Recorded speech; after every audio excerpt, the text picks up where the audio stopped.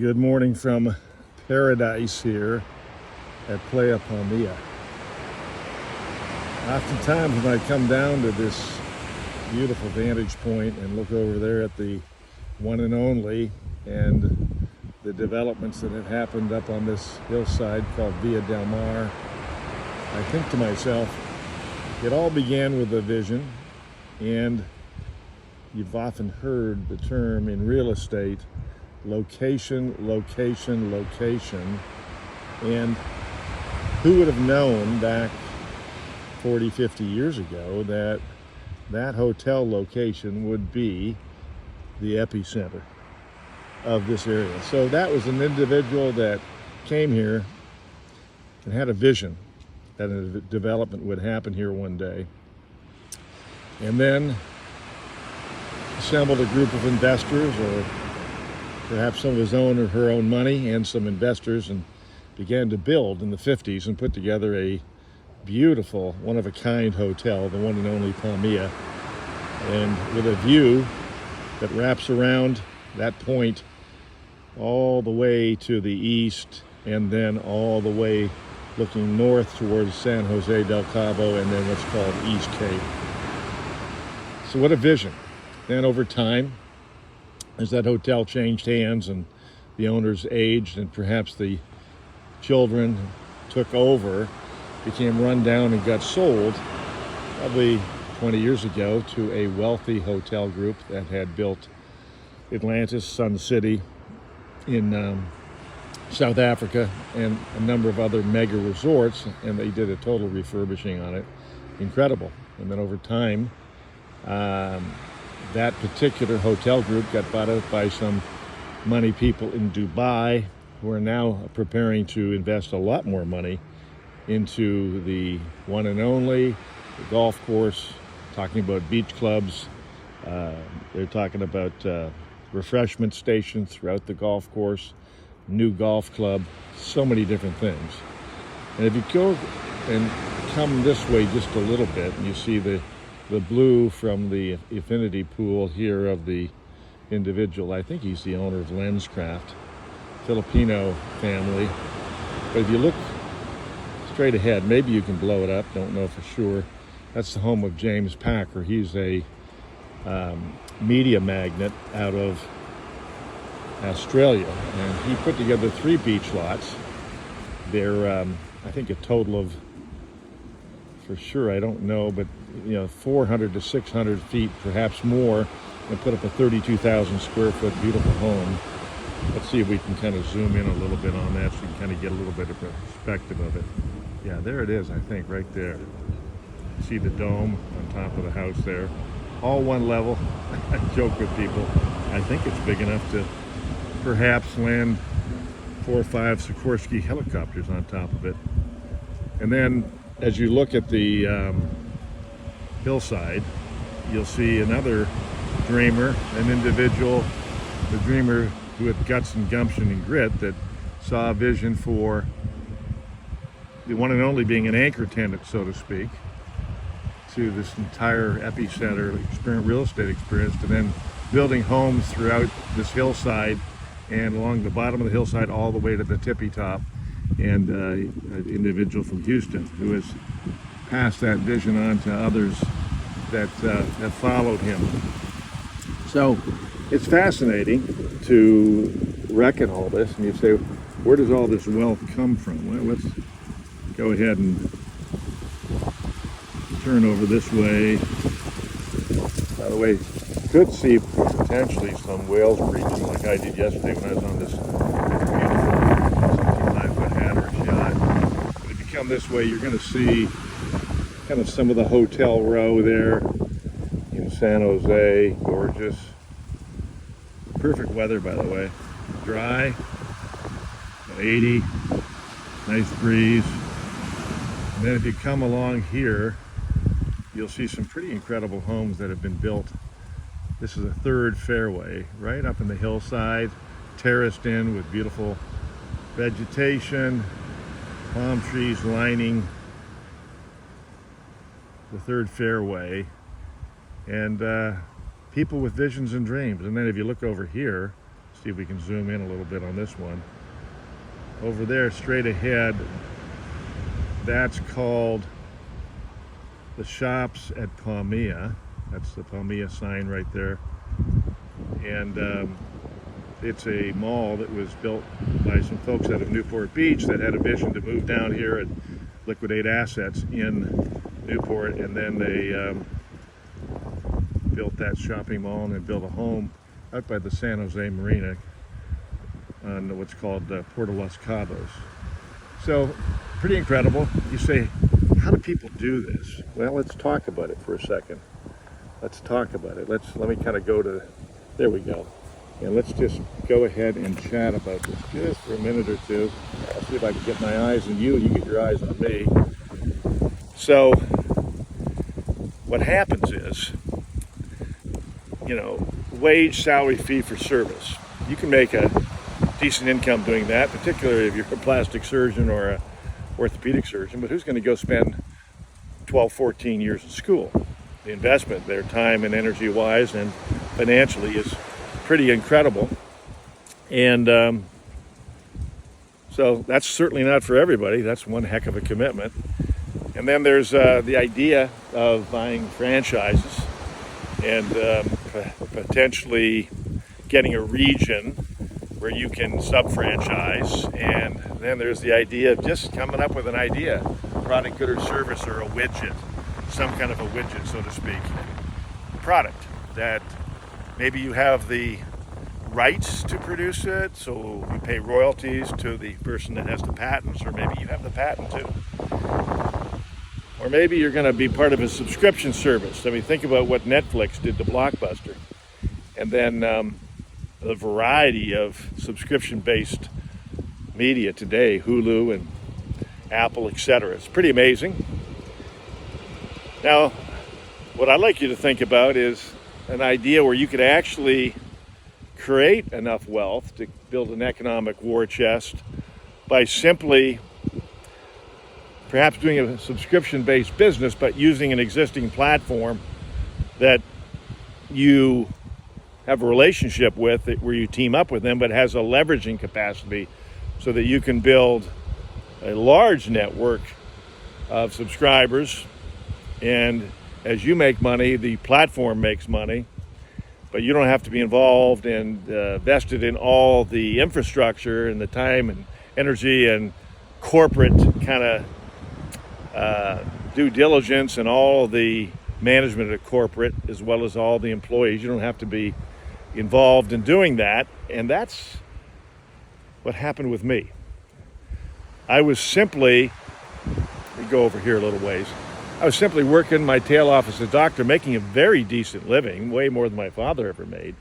But I just wasn't at peace about it, because even though I was providing a service to people and I had the bedside manner and I had the knowledge and I was building a big practice, 10,000, wasn't subscription based though.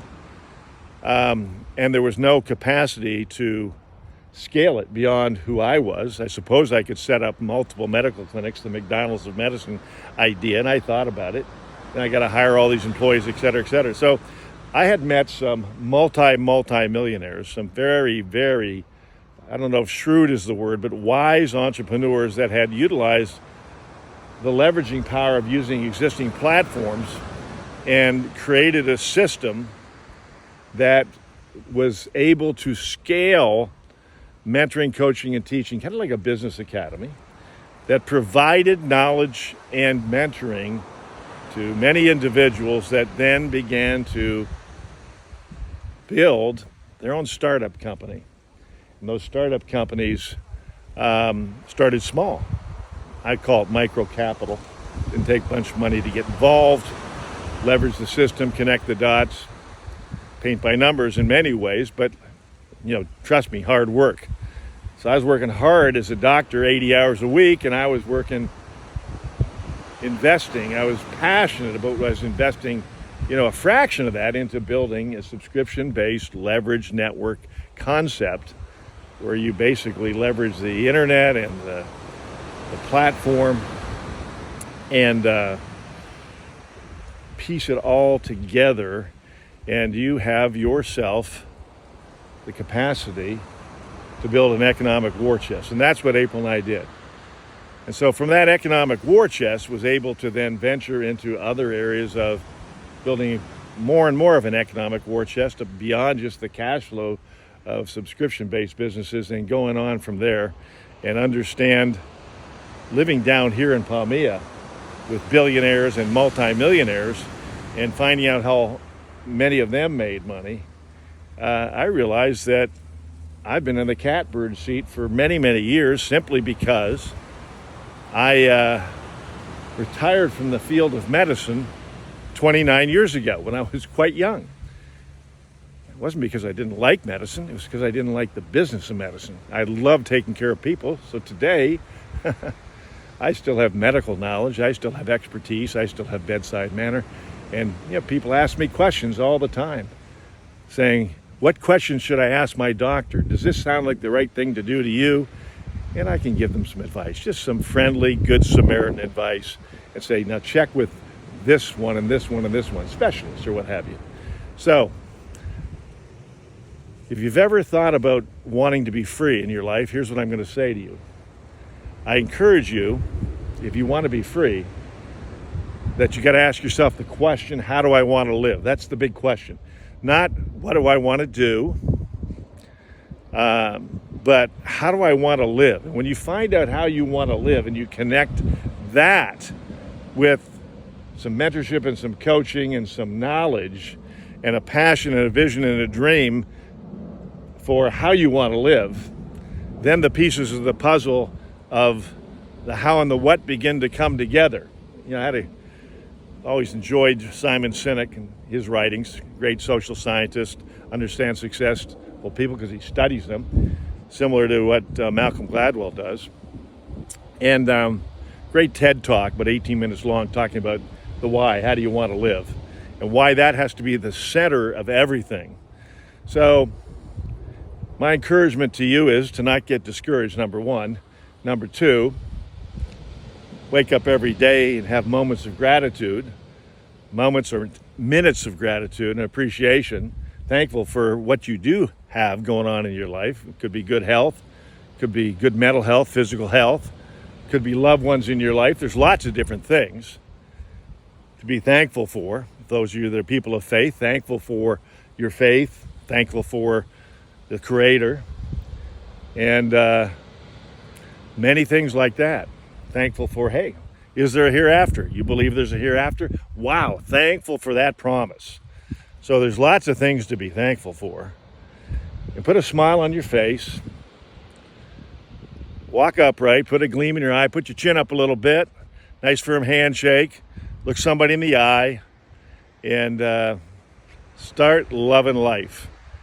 And then realize you're not going to do any of this stuff without work, but you're going to have some kind of leverage to be able to make it big. Like in franchises, you leverage with outlets, and then you have to leverage employees, so they're working for you. With big corporations, whether it be 100 to 500 to 1,000 or beyond, you get people working for you. They're part of a kind of a system. Then you leverage into the stock market, do an IPO or whatever it happens to be, and that gives you massive leverage.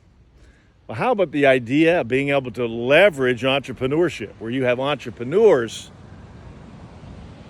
that you launch with platforms for subscription-based products, goods, and services, moving from the suppliers to consumers, and then you literally, without having to hold inventory or own all of the supply chain distribution and all the IT technology, you have the ability to be able to develop cash flow, streams of ongoing cash flow as a byproduct of those products, goods, and services moving through the system. And you help others do just that. It's really one of the most unique concepts I think I've ever heard of, ever seen. And hopefully, one day, you'll wake up. Maybe you've read a book. I don't know, maybe you'll read a book like As a Man Thinketh. Got to get your thoughts straight. Maybe you'll read a book like The Magic of Thinking Big and get a bigger vision. Maybe you'll read Master Key to Riches. Maybe you'll read book called The Third Door. And maybe you'll read How to Win Friends and Influence People, learn how to tune up your personality. We all need a little tune up there. And maybe what you'll learn to do is associate with people that are your level and above. If you associate people your level or below, you'll always stay there. But if it's your level or above, you'll be stimulated by their thoughts and their mindset, which is different than the mindset of people that have not accomplished what is possible to be accomplished. So I want you to think about that. Launching of companies, subscription-based companies, technology already in place, products, goods, and services already in the pipeline, ready to be moved and consumed, and the sky's the limit. The possibilities are virtually infinite, no glass ceiling. So anyhow, great having a chance to chat with you today, and it's a beautiful day. It's a gorgeous day. And let's just kind of take a quick look up this fairway here, shall we?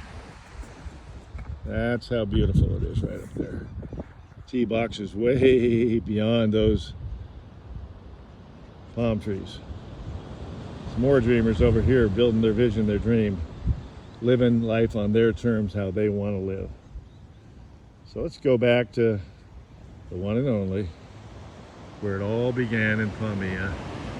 Just a little fishing village, Playa Palmilla, and from that vision there came all of this. It all starts with a vision. You gotta have a vision and a dream bigger than your fear. Fear, false evidence appearing real. Face everything and rise. What is fear? But an illusion. The only real fears are fear of falling and loud noises. Everything else is an illusion. The dream is not an illusion, it's a vision for a destiny. Great chatting with you today. Hope something I said helped you out. You're the best.